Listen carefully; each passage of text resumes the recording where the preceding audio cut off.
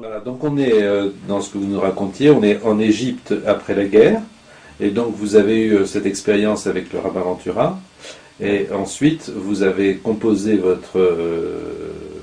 la pièce dont vous parliez pour violoncelle et piano, et donc est arrivé ce Shabbat dont vous avez commencé à nous parler, où des tantes avaient laissé traîner. Oui, elle a laissé un livre, est-ce que c'est de Thomas Mann peut-être, qui s'appelle Les 10 commandements. Vous connaissez ce livre? Non. Bon, alors il y a les 10 commandements sur la couverture. Voilà, et à chaque... Le début des 10 commandements, hein, et à chaque commandement, il y a une nouvelle de lui, où on parle vaguement, quelquefois de très loin, de ce commandement. Par exemple, tu ne voleras pas, c'est une histoire d'un hold-up, comme ça. Hein? Bon, alors, j'ai vu sur la couverture que dans les 10 commandements, il y avait le Shabbat.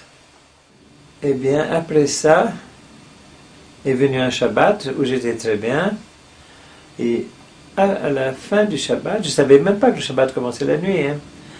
À la nuit après Shabbat, Motzi Shabbat, j'ai eu une fièvre colossale, 41, 42, je ne sais pas, une fièvre inexplicable, une fièvre énorme.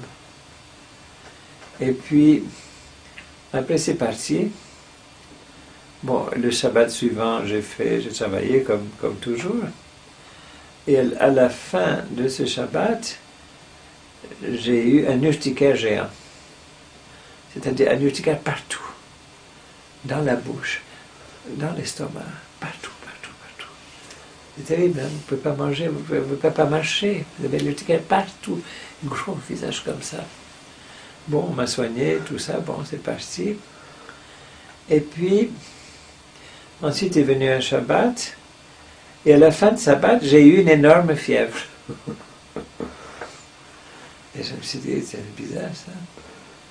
Et j'ai dit, je vais voir ce qui se passe le Shabbat suivant. Le Shabbat suivant, j'ai religieusement travaillé. Et à la fin de ce Shabbat, j'ai eu une énorme jaunisse. Bon, alors après ça, je me suis dit quand même, il y a quelque chose là. Il y a quelque chose à apprendre. Ça, c'était immédiatement après la découverte de ce livre. Oui. Donc, je ne sais pas si immédiatement, enfin après en tout cas. Rapidement après. Oui. Peut-être c'est immédiatement après. Et c'était pas un choix. Non, pas du tout. Je n'avais pas envie de tout. Alors j'ai été voir le rabbin Ventura, je lui ai dit voilà ce qui m'arrive. Qu'est-ce que je dois faire? Je n'ai pas envie de recommencer. C'est toujours à la fin de Shabbat. Moi, je l'ai pensé, puisque je veux le Shabbat, que ça a été le Shabbat que j'ai. Mais après, j'ai appris que Dieu n'envoie pas les punitions à Shabbat même. Je ne savais pas tout ça. Hein. Enfin, il m'a donné une chance. Peut-être une minute que j'aurais dit, tiens, je ne travaille pas. Non, je n'ai pas pris cette chance. Et il m'a dit, écoutez, c'est évident, vous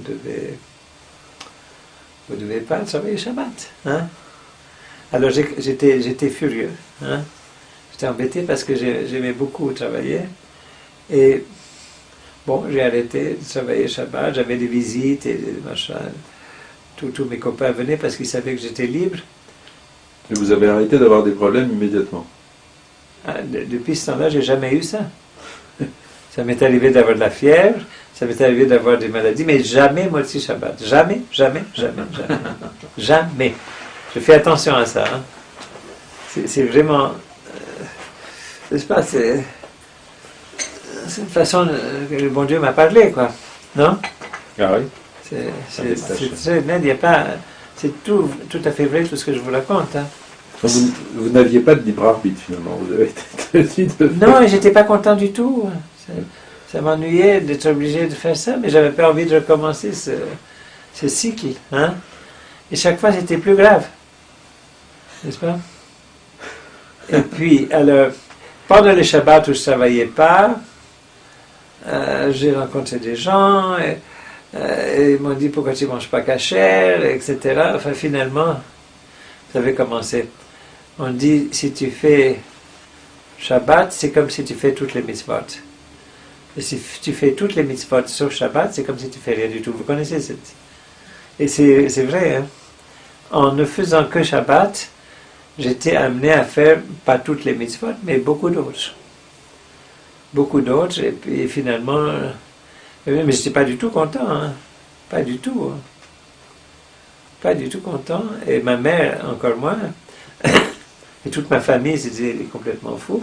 Et alors, ma famille, ils étaient embêtés parce que j'ai une famille qui est tout à fait laïque, hein, et les seules personnes de ma famille qui sont devenues religieuses, juives, qui ont commencé par s'attacher au judaïsme, sont tous, sans exception, devenus chrétiens après. Alors quand ils ont vu ça, ma famille a dit, ça y est, fini, tu vas devenir chrétien maintenant, toi aussi. Et, pour le moment, je n'ai pas encore fait ça. Je pense qu'il y a peu de chances que ça vienne maintenant. On ne sait jamais, hein. Mais presque shalom. Et vous étiez, donc à ce moment-là, c'était avant vos mariages, tout ça vous êtes Ah, arrivé. mais j'étais jeune. Vous étiez tout jeune. Ah oui. J'étais un teenager. Ah oui. Oui, oui. Ah oui, oui, j'étais jeune. Et alors, c'est à partir de quel moment, par exemple Je ne suis pas du tout jeune, mais peut-être pas aussi âgé que vous pensez.